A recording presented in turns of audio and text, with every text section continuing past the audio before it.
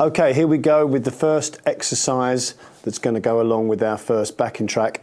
And it's a very, very simple two-handed tapping arpeggio, an arpeggio being the notes of a chord spelled out. Now this is, you would have heard Eddie Van Halen, and lots of people do this technique, and Eddie Van Halen was the first one to do it, as we know. And even if he wasn't, it doesn't matter, because he did it extremely well. So we've got a little chord progression that we're going to play, and we're going to spell out the notes of this chord progression with this tapping idea. So let me first of all show you exactly what it is. And the first arpeggio is going to be E minor, and the notes that we're going to use are E, G, and B. That makes up an E minor triad, and it's going to be 5th fret on the B string, 8th fret on the B string, and 12th fret on the B string. And the way we're going to spell this out, the second finger of my right hand is going to be the finger that's going to do the tapping. Now it's up to you how you do this. I hold the pick in my thumb and first finger, and then I tap with this second finger. Okay? Now what you can do is you can hide the pick away like that. I hope you can see that.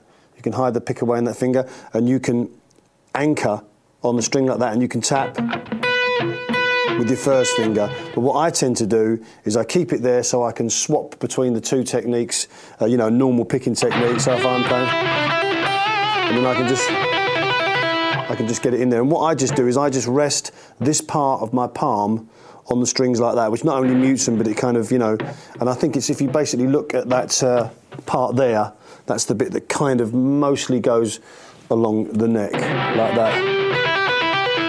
Okay, so let's just get to the nuts and bolts of the technique. What we do is this first finger of the left hand stays stagnant on this 5th fret B string, like that, and then you slam the tapping finger, depending on which one that you've decided to use. In this case, I'm using the second finger. You slam it on, then a slight downward movement just to give it a little bit of grip, and then if you just go on and off, you won't. Although you do get a little something, you don't get the, you need to get that kind of, the same thing as if you were pulling off with the left hand. Okay? Then once you do that, you slam the third finger, or whichever one you're deciding to use, onto the G note, the 8th fret B string, so you have this effect.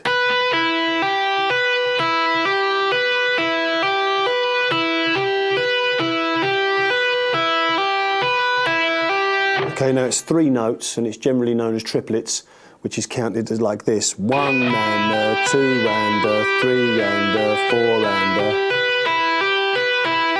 So before we get going with the backing track and we learn the other chords, if you're not familiar with this technique, it's probably a good idea to just, you know, get your metronome going and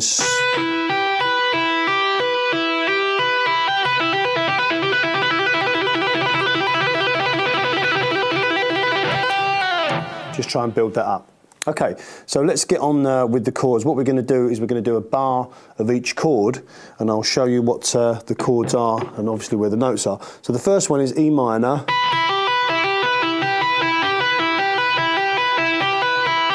Okay, then we drop that down a semitone, so the left hand is now going to be on the 4th fret B string, and the third finger is going to be playing on the 7th fret B string, and the tapping finger, okay, is going to stay on that 12th fret B string, and now we have a B chord, B triad.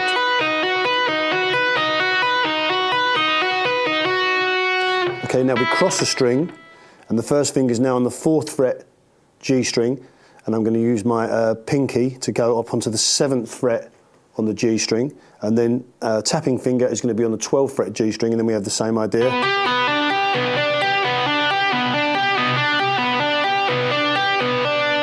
Then the right hand stays the same, and the left hand moves up, and it's going to be an A7 chord now.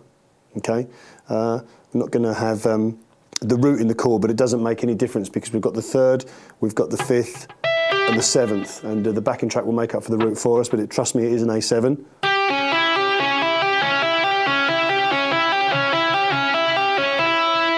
Okay, then the left hand is going to move down so that the little finger still stays on that 9th fret G string. Okay, the first finger is now on the 5th fret on the G string, and the tapping finger remains on the 12th fret G string, and we have a C triad now.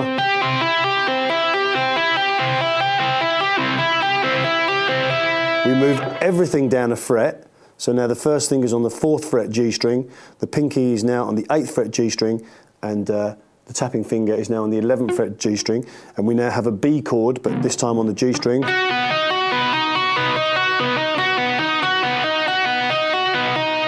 And then we move back to play the original arpeggio that we played.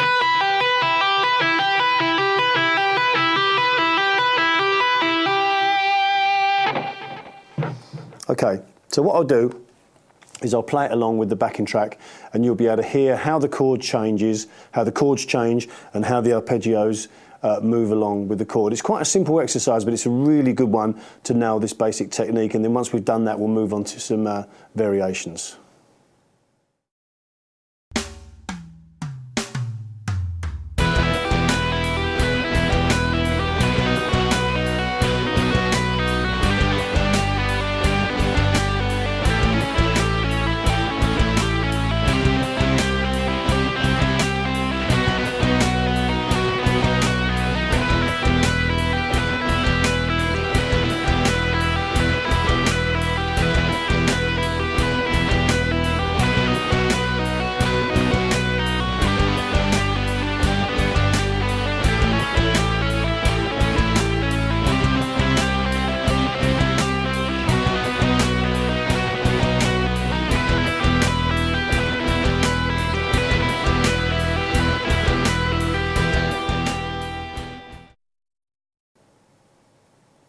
Okay, so you noticed me doing that technique there around all the chords.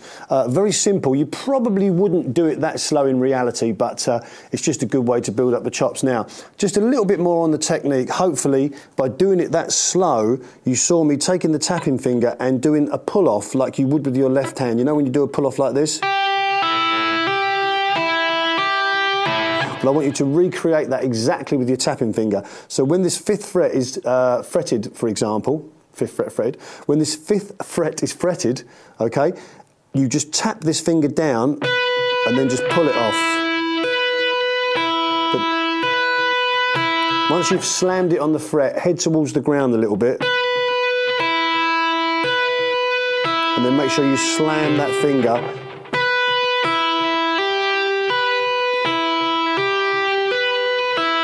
Because if you just push this on and off, you will get something, but this will help you with the timing, and it will definitely help with the sound. Okay, so once we've got that basic technique, what we want to do is just kind of take it up a gear. Before we move on to the next variation, we want to take it up a gear in terms of speed, and what we're going to do is we're going to double it. So what we've been having is 3 notes per note, 1 and 2 and what we're going to do is have a thing called semi-quaver triplets now, which is 6 notes per beat. So it'd be 1, 2, 3, 4, 5, 6, 1, 2, 3, 4, 5, 6, 1, 2, 3, 4, 5, 6, 1, 2, 3, 4, 5, 6, 1, 2, 3, 4, 5, 6. Okay, so exactly the same technique, we're just taking it up in speed a gear. So let's just have a little demonstration with that a couple of times round, and you'll be able to hear it's starting to come into its own and start to sound like two-handed tapping now.